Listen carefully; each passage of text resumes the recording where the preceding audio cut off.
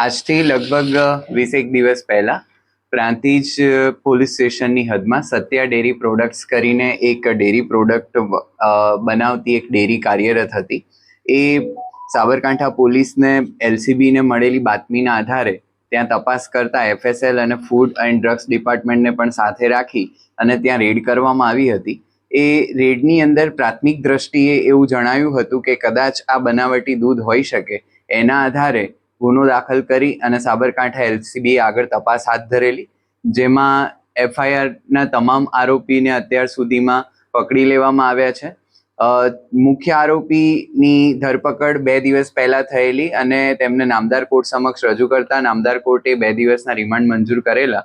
2 દિવસના રિમાન્ડ દરમિયાન પૂછપરછમાં જાણવા મળેલ કે લગભગ 500 લીટર જેટલી ક્વોન્ટિટીનું દૂધ એ આસપાસના ગામમાંથી આરોપી મેળવતો હતો અને એમાં પછી પાણી, whey powder, SMP powder, caustic soda, palmolein, soybean oil વગેરે જેવા અલગ અલગ પદાર્થો ભેળવી અને ક્વોન્ટિટી વધારી, એટલે કે લગભગ 1700 થી 2000 લીટર જેટલું દૂધ એમાંથી બનાવતા હતા.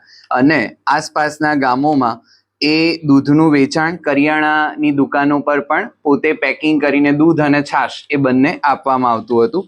બીજા શહેરોની વાત કરીએ તો પ્રાંતિજ છે, મોયત છે, તલોદ, અમદાવાદ શહેર, માણસા, મોડાસા, વડાગામ ખાતે અલગ અલગ જગ્યાઓએ આ દૂધ અને છાશ જે છે એ વેચાણ કરવામાં આવતું હતું.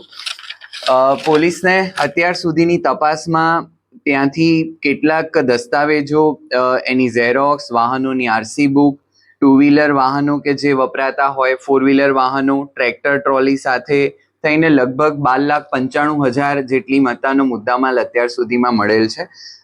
દસ્તાવેજો અને જોતા અને પૂછપરછ દરમિયાન અત્યારે હાલ એવું જાણવા મળ્યું છે કે આરોપી જમીન અને દુકાનોની દલાલીનું પણ ધંધો જે છે એ કરતા હતા અને એ લેવેચ કરીને કમિશન પણ મેળવતા હતા. એના માટેના સેમ્પલ્સ જે છે એ મોકલી આપવામાં આવેલા છે અને એ રિપોર્ટ હજી આવવા પર બાકી છે. રિપોર્ટ આવેથી આગળની કાર્યવાહી હાથ ધરવામાં આવશે. ત્યારબાદ શું કરવામાં આવશે?